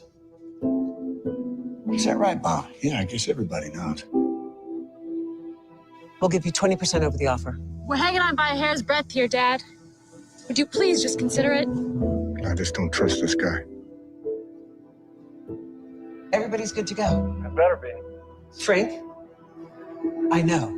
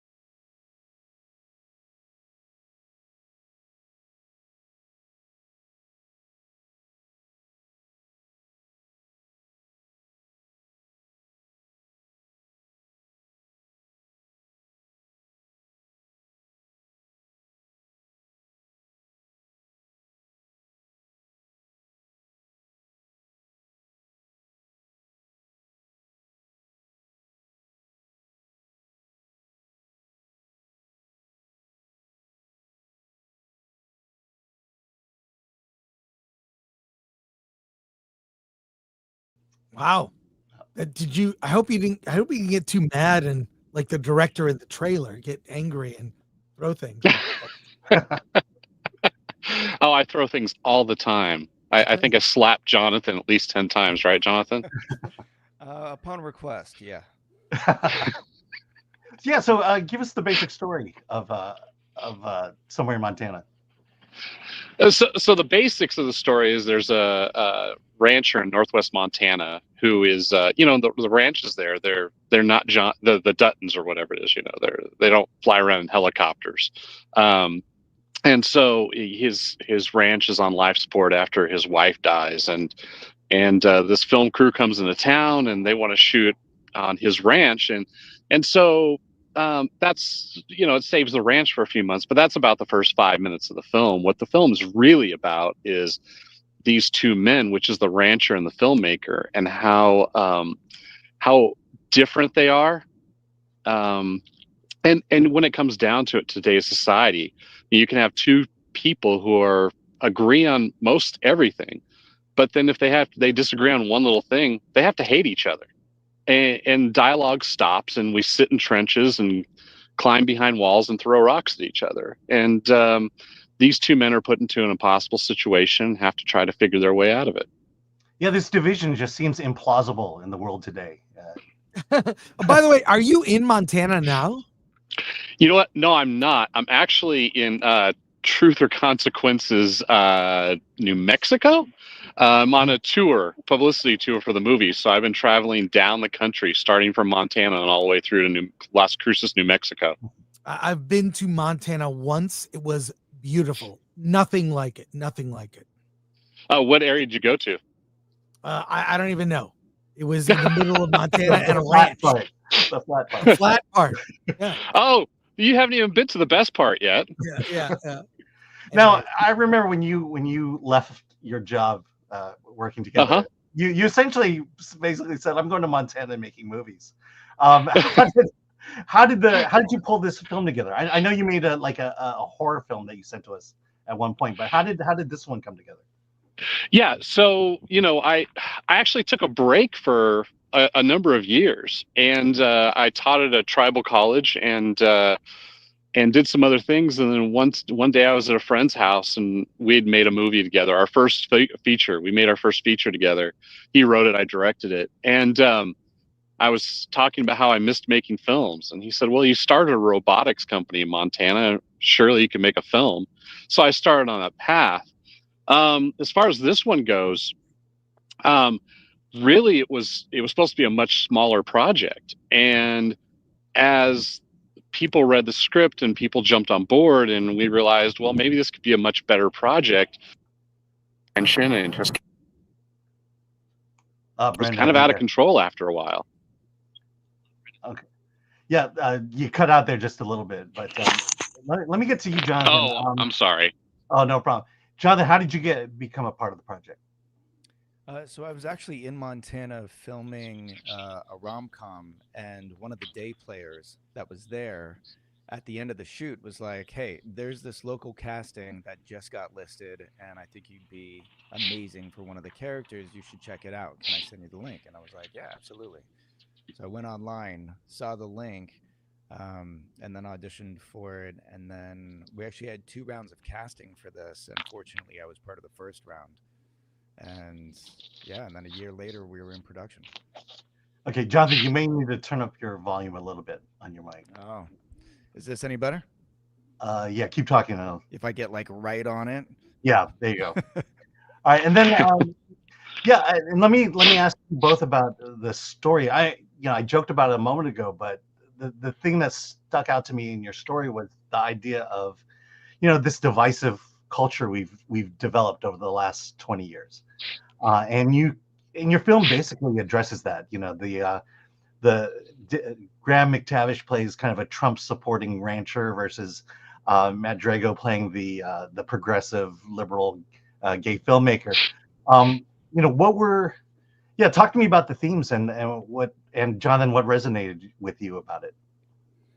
I mean, when you're looking at a story like this, the story is in the script, and that's not always there. When you have such a powerful ensemble cast, and we didn't necessarily know who was going to be playing who, but all the characters were so well written, and it's such a character piece that, I mean, I was drawn to the script and fell in love with just the human interest side of this from the beginning. And then when I looked at Spencer as a character, I mean, that's just a recipe for some disastrous fun. How about Brandon? The story that you wrote. Yeah. So again, you're dead on about that, Alan. It's just this divisiveness that has grown and grown and grown, and that's what brought me to this was writing that line. That was the toughest part, honestly, of writing it. Was I did not want to make it a conservative story. I did not want to make it a progressive story. I wanted to make it a story about these 2 men. There are instances where they discuss things. John visits his church that he obviously hasn't been to in a long time when he needs a moment of peace, and somebody calls out Fabian as the gay guy that showed up in town.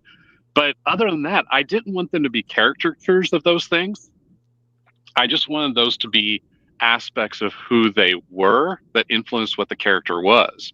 And so I didn't want to build caricatures. I just wanted to build this group of people that were more real, so that that I think the viewer's more intelligent than we give them credit for sometimes, honestly, in storytelling. And so I wanted to. I banked my hopes on the viewer. All right, and if you don't mind taking some questions from the audience, before we do that, I want to ask you one last thing, but it's the kind of the Native American influence in the film. I know we had talked about this before, but can you elaborate on that? No, absolutely. So, I had the benefit of teaching in a tribal college, actually one of the premier tribal colleges in the United States, Salish Kootenai College. And it was a great experience in my life. It was really enriching. There are people there I will love for the rest of my life. And while I can never really understand, because I don't live that life, I'm not Native myself. It does have an impact on you when you spend that much time with a certain group of people. And so some of the things that came about in this film were inspired by friends. One scene in particular actually spoke to a man who was a wind talker, and he helped me flesh out that scene. When Andrew came on, AJ Roa came on, he helped define some of these things, and I kind of gave him the reins and said, "Listen, this is what I've written, but I want it to be authentic." And so I gave it to him, and even when we got to the giving away ceremony, we started the giving away ceremony with a song, or a prayer rather, that he did, and we didn't record it the first time. We just showed it, or we just did it, on the set, and it was reverent after that. And all the tears that you see in that first scene are real, or in that scene, because that was really, most of it was from our first take. And so it gave some significant weight to that moment. I wanted that to be the Remember the Titans moment, where they're in the players are in the locker room, they finally come together. And that's what I wanted that moment to be. All right. Well, Chris, do you have a question before we go to the chat? I haven't seen the movie, so I but I just love Montana, having been there once. We're just gonna go I was straight there. to recommend. I would recommend it based on the location, but no, I think the theme of people being so divided is something that isn't talked about enough in film. Certainly, I mean, we feel it in this country. We'll see how things play out next week. But yeah, I'm certainly curious to see it for sure. I'll go to we have questions from our audience. We've got 1,600 people watching live, so we've got some questions here. Let's go, Alan, if you would. Yes, from Hey, it's me in HD. Hail, Mr. Smith. How was it working with the great Graham McTavish? It was a dream. He's everything you want in an actor, and he's a great guy. He was just amazing, and it was amazing for him to slip in and out of accent, and he spent time with ranchers just so he can get his inflection right. The mannerisms, we cut scenes just to make sure that everything was correct, and he was a dream to work with. I mean, honestly, I'd work with him again in a heartbeat. An amazing guy. All right, from Solomon Thornton. Hey, Sir Brandon, what was your creative process of getting this film made? Wow. Creative process. Well, typically my writing's a little bit different than it is for most people. So I wrote 10 pages of this first and then passed around. People liked it. And then they liked enough that I started passing around the completed script. And we were going to make it as a bunch of friends, just on the weekends. But it just kept growing. And it really, when I had some serious actors, like when Jonathan came on, I realized I had to up the game a little bit. And then when Graham showed up on the scene, it was like, okay, now everybody wants a part of this. And it's kind of one of those things when you start trying to make a film, it's like trying to push a train. It's impossible. It feels absolutely impossible. Nobody wants to get behind and help you push. And then you bring one person on. In this case, it was my producer, Eden, and got her on. She helped me push the train a little bit. And then people started jumping on board. The train started moving. As soon as Graham got involved, it was like bowling down the track. It was amazing. Yeah. Can you also talk about working with Michelle Hurd, since we're talking about? Oh, yeah, absolutely. Yeah, Michelle. Okay. I love that woman. She's an amazing human being. It's so funny because I had seen her primarily in Star Trek Picard at that point, and I'd only really known her well from that role. And I thought, wow, she's so stern, and she's so like, ugh. And then after 30 seconds of meeting her, I thought, oh my gosh, this is the sweetest woman in the whole world. And she's amazing to work with. Just absolutely. And this is not just working with them on a personal level. It was amazing as well. When we did our ADR session, all the actors hung around for everybody else's ADR session that day, including Michelle, and we all hung out and talked and chatted. We sat on the stage and cheered everybody on while they did their dialogue replacement lines. It was an amazing experience. Incredible. All right. From CD Stein 69, what were some of the benefits and downfalls of filming in such an expansive landscape? You want to take that a little bit, Jonathan? I can follow up. Well, first off, is the mic better? Because I changed the sensitivity. Yeah, just maybe a little bit louder would be great, and you're good. Okay. Here, while I do that, one thing I will say about the setting is that my favorite kind of idea about Montana is that it's God's wallpaper. So any direction you point the camera, like anywhere, we would wake up and you're in this like magical land with like snow-covered mountains off in the distance, these crystal clear mirror-like lakes. Like it was just so majestic and not only feeding to the soul, but then while we're filming, I would say the only drawback is when you're outside, which we were a lot. I mean, if giant clouds came over, you just have to, that's the only thing you had to wait for, these cotton balls flying by. But I mean, Montana was just such a dream to shoot in. Yeah. Yeah. And Jonathan makes a good point. It was supposed to be sunny that entire month. And the first 6 days we had rain, all 6 days. And I remember we were shooting at the ranch we were shooting. It was right up against this big mountain. And it was about the 6th day, and we were finally able to go out to the ranch, and we set up everything. And right as we get everything set up, here comes a cloud right over the mountain, and it just drenched everything. And so we ran back into the barn, and they're like, "Are you going to be okay?" I'm like, "Yeah." I'm like, "You upset?" I'm like, "Well, what's the point in being upset? I can't scream at the rain or anything. Just wait it out and we'll see what happens. We'll go back out and shoot the scenes." All right. Joe Chapman for Jonathan, does he prefer stage or screen acting, and what would be his ultimate role? Oh, they're two completely different mediums. I grew up doing a lot of stage, and I got to tell you, there's absolutely nothing like that live feedback. And then when you're done, because you can't like, "Oh, wait, can we do another take of that scene?" It's what happens on stage, whatever magic, whatever like spontaneous thing that happens, that's all you can do. You just have to live with it throughout the performance. And then at the end, that applause and the people and feeding off the energy, there's nothing quite like that.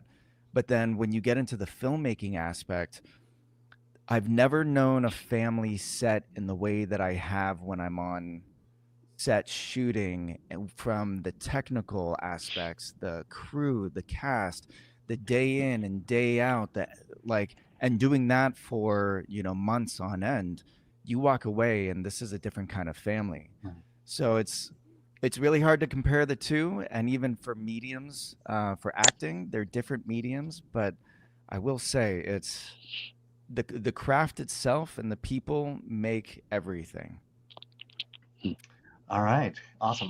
From BMO Better, I saw you had a scene where a gun is pointed near a camera.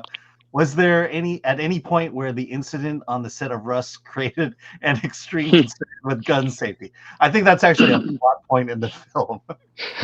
It is a plot point in the film, and it's really interesting.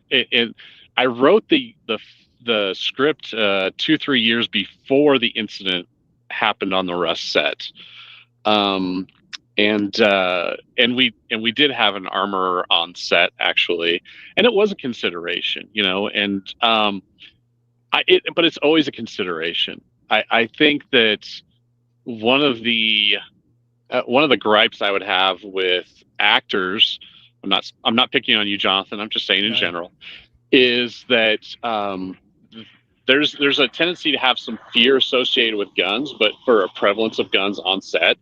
And I think, to be more safe with them, I think you have to understand them a little bit more. I've been to the gun range a number of times, and, with friends who have a lot of guns, but they're so safe. There's no screwing around because there's no room to. You just don't screw around with the gun, period. Yeah, the scene is fairly eerie. Did you rewrite it as a result of Rust, or was it pretty much the same? Nope, it was exactly the same. All right, yeah, it's pretty eerie. The one thing that I will say about the guns is, it just, what makes it safe is the assumed responsibility every time it changes hands. And obviously, it's so tragic about what happened, and this was so timely that Brandon had this and had it be a big insurance issue in the context of the movie itself. And when we were filming it, I mean, whether it's a rubber gun or not, everyone has to check it, even airsoft, because you never know, and you can't take those risks. It's such a responsibility for everybody on set who's handling them. Yeah, Right. and I really do recommend that when the armorer says, "Hey, does anybody want to inspect the guns?" Everybody inspects those guns. So. All right. And then last question. Hey, it's me in HD. Whoa, authenticity, something lacking in modern films. Bravo, Mr. Smith. Oh, thank you. They're too kind. And here's the website, which is we'll put the link in the description. It's novaento.com, and that's where Somewhere in Montana. It's in theaters. Is it still in theaters? Yes, it is. And we're doing a rolling release in theaters. So, for example, we did somewhere between 40 and 50 theaters for the initial, and then we're going to be doing a special screening in Palm Springs at the end of the month, and then we're going to be taking on another release potentially after that. Want to thank you guys for joining us on the show today. Somewhere in Montana is in theaters. I assume coming to VOD at some point, but always support indie film by seeing it in a theater. That's my philosophy. So, there you go. Absolutely. Thank you. Yeah. No plans to put on VOD yet because we want to maximize the theatrical on this. Absolutely. That's great. You and Christopher Nolan, the two people that insist that. And Denis Villeneuve, the few people left that appreciate cinema to be seen in theaters. Gentlemen, congratulations. Thank you so much. Take care. Yeah, thanks, Brandon. Thanks, guys. Take care.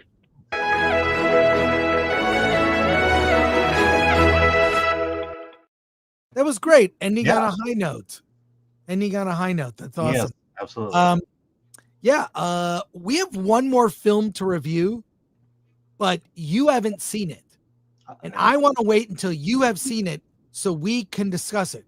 And that's Presence by Steven Soderbergh. It is out in theaters. I saw it. You didn't for some reason, but we need to talk about it together. Yeah, but it comes out next week where you're gone. So, do you want to wait or do you want to go ahead and review I'll give you my capsule review.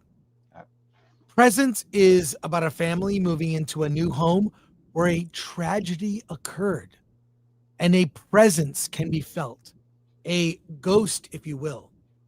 This is a film that is, it really owes a lot to Paranormal Activity in a way. I love the Paranormal Activity movies. I don't know, there's a big fandom for Paranormal Activity. I love those movies, and this has that sort of grounded in reality feel, and the way it makes you feel from the POV of the ghost, the spirit, if you will, is the camera. The camera is the presence. So the way the camera moves in this kind of small family home, you see this new family move in. Lucy Liu is the matriarch of the family. They have two teen kids, and the father, I should note, the father's a white dude. Lucy Liu, obviously Asian, an Asian son and daughter. Anyways, through the POV of the camera, we feel there's some ghostly presence.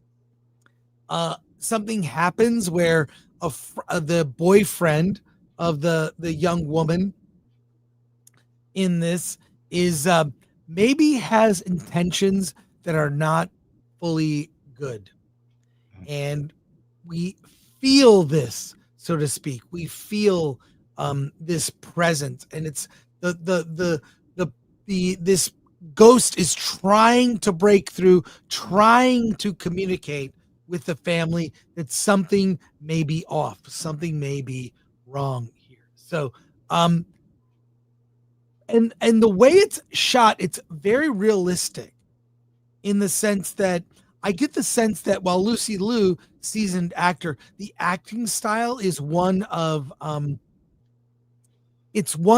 Paranormal Activity. It's feels real. And I'll just say this. For me, this movie did not work. It did not work. It wants to be Paranormal Activity, and it doesn't quite capture it. And I don't know, maybe it was, and I have to confess, I saw this movie on a screener. I did not see it in a theater. And Alan is going to a screening in a Haunted house. In a haunted, quote, haunted house. Yeah, I'm on the wait list. Let's just be real. Yeah, so we'll see. I will see anything Soderbergh makes. Love him as a filmmaker, but it kind of built up to a climactic event that I found underwhelming. And I wanted to like this more. The eerie feeling just didn't work for me. It's a pass for me, unfortunately. But the gimmick of the moving camera being the ghost itself just didn't sustain for 90 minutes. It's 90 minutes. So pass for me. I'd like to revisit this film when Alan has seen it and talk about it. So we will do a re-review, but it's in theaters now. Disappointed, underwhelmed, maybe even just whelmed. So there you go. Well, now I know why you want me to see it. Yeah, I want you to also, because there's Asians in it. Yes, that's also. But it's also not like, it's not gory. There's not like cheap like jump scares. It's all about a tone, but it just didn't get there for me. So it's also might be the lack of, there's no music per se, like at all. So something about it didn't work. Yeah. You got to say it's a pass for me, but we will revisit once Alan has seen it. And there you go. Let's go to comments here. Yes. Let's see. From BMO Better, I am intrigued. Yeah, I mean, you might have a better reaction than I did. Yeah, probably seeing it as a screener is not didn't help. Yeah, don't. Davina Duckworth, the ghost is trying to tell them they left the stove on. And from Joe Chapman, the hype on this is big. As a spooky film fan, I have high hopes. Ghost film with Casey Affleck and the Kidman one are the other two good ones in that vein. Well, I agree. The Casey Affleck ghost story film is so good. There's the music, there's his just everything about that movie. I love that movie. And this film presence isn't even close. It's not ghost film. It's just I like facts. It's from 2017. It's called A Ghost Story with Rooney Mara and Casey Affleck, and that movie is great. It's really great. The music, the tone, everything about it, and presence isn't even close. But we will revisit once Alan has seen it. Maybe he reacts different than I. So that's going to wrap it up. Next week, a guest co-host will be joining Alan on the show.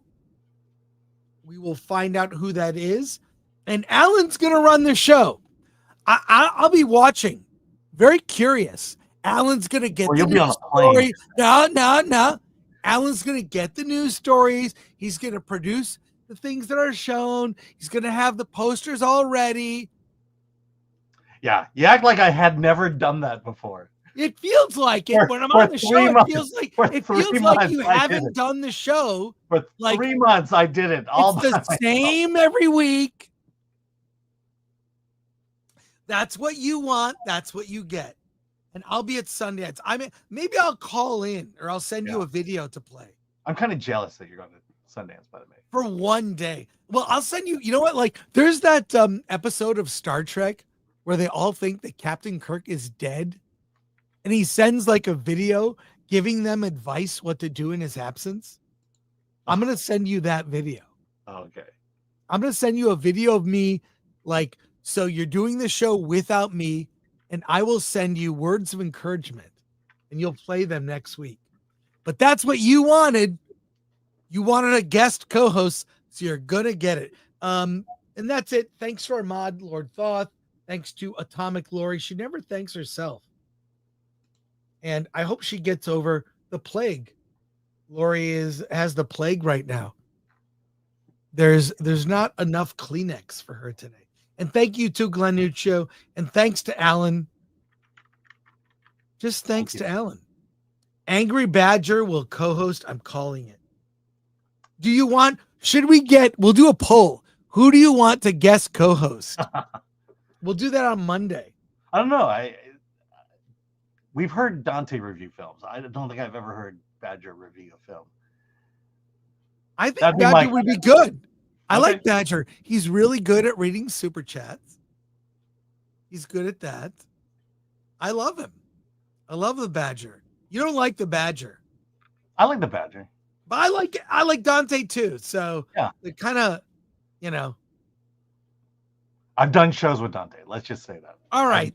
Yet to then do Badger too intense. Dante. I think Dante's getting the love. Yeah. Polly. Someone said Polly.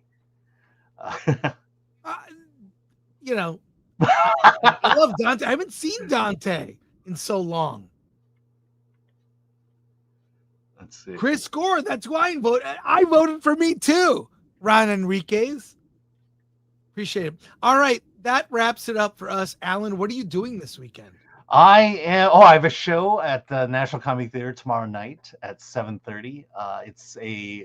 I don't call it family friendly, but I'll call it a PG-13 improv show. It'll be a lot of fun. Been doing this for a long time. 25 years. I gotta get down there and see it. And also, by the way, another reminder that award this is Sunday, February 2nd. We updated the website. Submit your film to be eligible for our show next year. Submit your film, get your tickets. The website is updated. We posted the trailer last night. I'm writing the script for the awards, looking at videos. It is going to be so fun. It's at the Frida Cinema in Santa Ana, California. Get your tickets, gift bags, a party. We are going to have a blast, surprises. And we have our host of the show, comedian and musician Zach Selwyn. You saw him in Attack of the Doc. He is hosting the show this year. And we updated the website with all the nominees. Got all the nominees for our event. Here they are. You can check out those movies. But really excited to do this and hope you will join Alan and I. See, when I was waxing and talking like that, I get the sense you're watching the show. You're not saying, how can I contribute to the show? One of the things I would have done is I would have put the banner up. Yes. While I was talking. Yes. Maybe someone else could have done that. Yes. Someone could have. On the most produced show. Like, are you watching the show, or are you thinking, what can I do while Chris is doing that can contribute to the show? Yes. Yes. It frustrates me a little. Like it's like being married to someone for years and they don't, like, you go to make yourself a peanut butter and jelly sandwich and you don't ask, hey, would you also like a peanut butter and jelly sandwich? Yes. You just make one for yourself. Yes, yes, yes, yes, yes. Just like, help me. Go like that. Just go like that. Or, turn down the volume or turn the, it's like I'm running through these. We have so many media assets. I have to run through the controls to find the thing. Just intuitively try to help me out. Okay. I say this is, you're not are you watching the show? Or are you part of the show? I think you are part of the show. So like while Chris is doing this, and a lot of times when I'm talking, I'm stalling to see if you will do the right thing. Make me a sandwich. All right. Alan, don't go gay. Just, like I look at you. I'm looking at you. And I see you watching the show. That's not the right banner for now. I watched the show because it's a great show. Read my mind correctly. It's one of the most underproduced shows on the internet today. It's not. Look, this is the easiest thing, but I only have so many arms.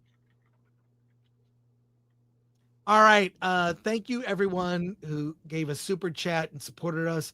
Thank you. If you, do you need to put that up right now? It says I came up with it. Yeah. Real intelligence. I'm being intuitive. I feel like the best. Okay. We're like Ren and Stimpy. Guess who's who? I'm Ren, obviously. No, KG, you got it wrong. You got it wrong, KG. Yes, we're the two dads. Follow us on everything. The two dads. How do I turn that off? That's not helping. Oh God. All right, folks. That's it. I'll be watching the Detroit Lions game Saturday evening. That's what I'm doing. I might be at the 35er.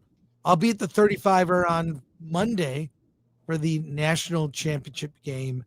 And just support Award This. This was a film that was shot on a $30K budget. We're not going to get Oscars. We're not going to get Independent Spirit Awards. We don't have the huge budgets to get those awards. While Hollywood continues to churn out sequels and franchise factory films, exciting and original indie movies of all kinds are being released in theaters, on demand, and on streaming, and we're here to celebrate that. So crazy. Thank you so much. I'm going to fill this with Mountain Dew. First they ignore you, and then they laugh at you, and then they fight you, and then you win. You guys help everyone in this room push the dream a little bit longer. I think that Film Threat and Award This really are champions, true champions of independent film, which we've seen here.